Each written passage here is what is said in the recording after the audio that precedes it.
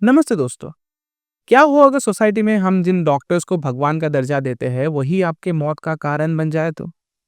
ऐसी ही दो खौफनाक कहानियां लेके मैं पारस आपके सामने आया हूँ अनसीलो और पे। तो चलिए इस कहानी के सिलसिले को शुरू करते हैं।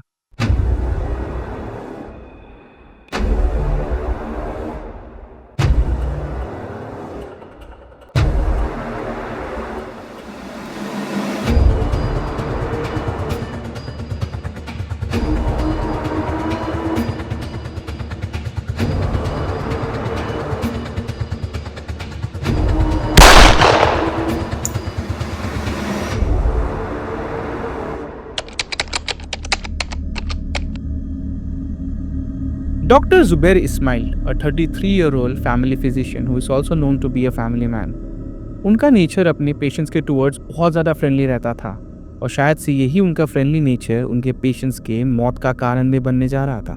डॉक्टर इस्माइल शादीशुदा थे, उनके 2 बच्चे भी थे और वो अपने परिवार से बहुत ही ज़्यादा प्यार करते थे। लेकिन उनके पर्सनल लाइफ और प्रोफेशनल करियर की बीच की दीवार में धीरे धीरे दरारें पड़ रही थी। तो अब इस कहानी में आती है दूसरी और अहम किरदार शबनम। शबनम एक 32 साल की शादीशुदा औरत जिसके 4 बच्चे भी थे। वो डॉक्टर इस्माइल के क्लिनिक में 2020 के जून में पहली बार आई थी अपनी तबीयत का एक छोटा सा मसला लेके। लेकिन उन्हें पता नहीं था कि ये एक छोटी सी अपॉइंटमेंट उन दोनों की जिंदगी को बदल के रख देने वाला है। उनके पहले अपॉइंटमेंट के बाद डॉक्टर इस्माइल की तरफ से शबनम को फॉलो अप कॉल्स आने लगे और वो कॉल्स अभी दोनों तरफा होने लगे। उनके बीच का जो प्रोफेशनल रिश्ता था वो भी इमोशनल बनते जा रहा था। उनके बीच का रिश्ता इतना गहरा होता गया कि एक बार के लिए शबनम ने तो डॉक्टर इस्माइल से ये तक कह दिया कि हम दोनों एक नया घर लेते हैं जिसमें हम दोनों एक नई शुरुआत करेंगे।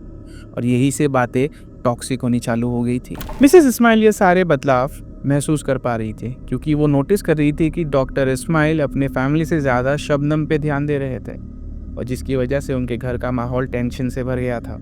शबनम जब अपने जज्बातों को लेकर 2 कदम आगे बढ़ती तो डॉक्टर इस्माइल 2 कदम पीछे की तरफ भागते। उनको ये रिश्ता ख़त्म करना था और ये इमोशनल प्रेशर उनके लिए बहुत ज़्यादा अनबेरेबल हो रहा था।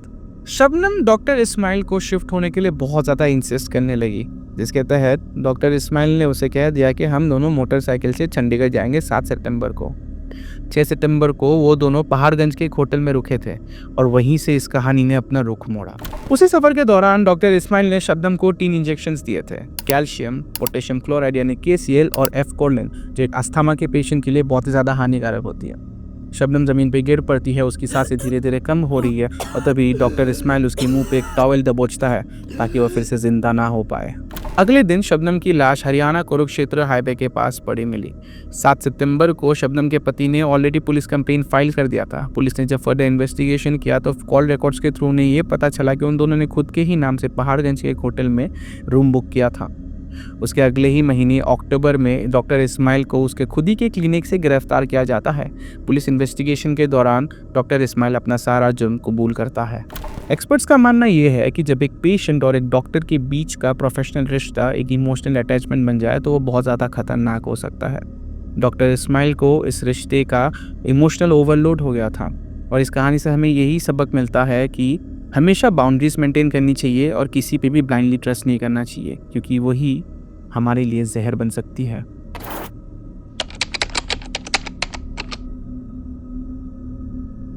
तो इस दूसरी कहानी की शुरुआत होती है महाराष्ट्र के एक छोटे से शहर से जिसका नाम है सतारा। वहाँ पे एक डॉक्टर जिनका नाम है संतोष पॉल अपनी मेडिकल प्रैक्टिसेस चलाते थे। वो वहाँ पे बहुत ज़्यादा प्रचलित थे क्योंकि वो वहाँ पे बूढ़े या फिर गरीब लोगों को मुफ्त में दवाइयाँ और चिकित्सा देते थे। संतोष लोगों को दवा से नहीं मुस्कान से ठीक कर देता था। उसके क्लिनिक में अक्सर बूढ़े, बुजुर्ग और महिलाएं आया करती थी मुफ्त की चिकित्सा के लिए। लेकिन जब लोगों को पता चला उसकी क्लिनिक के अंदर का असली राज तो वो लोग हैरत अंगेज हो गए।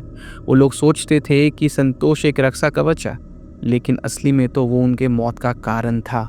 2003 से लेकर 2016 के बीच कई मौतें हुई। लोगों को लगा कि बीमारी जीत गई, लेकिन पुलिस ने जब फर्दर इन्वेस्टिगेशन किया उनके हाथ लगा कि इन सारी मौतों से जुड़ा हुआ है एक जगह, संतोष पॉल की क्लिनिक। संतोष उन्हें दवा की जगह पे जहरीली इंजेक्शंस और साइनाइड देता था। Shocking confession of a criminal in Maharashtra has refreshed the memories of horrific Nithari episode that shocked the entire NCR region in 2006. The 42-year-old doctor from Satara district of Maharashtra was arrested last week in connection with the murder of an Anganwadi worker, but his interrogation has revealed a series of bizarre crimes. Dr. Santosh Paul has confessed to killing 5 more people, including 4 women, between 2003 and 2016 and burying them in his farmhouse. Following the lead from Paul, police exhumed 4 more bodies apart from the killed Anganwadi worker. Dead bodies Satara police ने अब तक recover की है। सतारा की SP Sandeep Patil उनके मार्गदर्शन के तहत ये काम हो रहा है। इसका इन्वेस्टिगेशन प्रोफेशनल पद्धति से हो रहा है। इसमें forensic evidence, circumstantial evidence, medical evidence, इसका प्रॉपर कोलैबोरेशन करके एक केस वाटर टाइप किया जाए। उस खुलासे के बाद जब संतोष पॉल को अरेस्ट किया गया तो उसने एक ऑफिशियल स्टेटमेंट भी दी कि मैं लोगों को बचाने वाला नहीं, उनको दर्द से छुटकारा देने वाला हूँ। उसके बाद उसे साइकेट्रिस्ट के पास ले गया तो उन्होंने उसे डायग्नोस किया विद गॉड कॉम्प्लेक्स, जिसमें एक इंसान अपने आप को भगवान मानता है और वो सोचता है कि वो डिसीजन ले सकता है कि कौन जिएगा और किसको मौत के घाट उतारना चाहिए। संतोष के पेशेंट्स ज़्यादातर गांव वाले थे, जो या तो बूढ़े, बुजुर्ग या तो महिलाएं हुआ करती थी। संतोष ने उनके परिवारों को तबाह कर दिया। तक्रार द्यायला तेच होते। तुमचा संशय कधी आला होता का तुमचा डॉक्टर? वनिता गायकवाड हिचं जे झालं त्या मुली लय लहान लहान होत्या, ह्या असं व्हायला नव्हतं पाहिजे। पुरी म्हणजे उघड्या पडल्या माणसांना हा हा त्यांना तसं काय झालं नव्हतं। काय काय झालंय की काय केलंय की त्यानं हे कृत्य पहिलं केलं आणि मग हे सतारा के लोगों में खौफ छा गया कि जिन्हें वो लोग भगवान से तोलते थे वही उनका कातिल निकला। जब पुलिस ने उसके क्लिनिक को फर्दर इन्वेस्टिगेट किया तो उसके इंजेक्शंस में साइनाइड के ट्रेसेस निकले, जिसके तहत उसे कोर्ट ले जाया गया तो उसने वहाँ पे कबूल भी किया कि उसने अपने ही हाथों से लोगों को मौत दी है। 2016 में उसके अरेस्ट के बाद एक एथिकल डिबेट भी चालू हो गई कि क्या ये कोई मर्सी किलिंग थी या फिर कोई खौफनाक जुर्म। कमेंट्स में अपने ओपिनियन ज़रूर बताइए कि आप क्या सोचते हैं कि जिसके हाथ में हम लोग अपना जीवन दे देते हैं, क्या उन्हीं को ही हमारा जीवन लेने का अधिकार है? तब तक के लिए जय हिंद, जय भारत।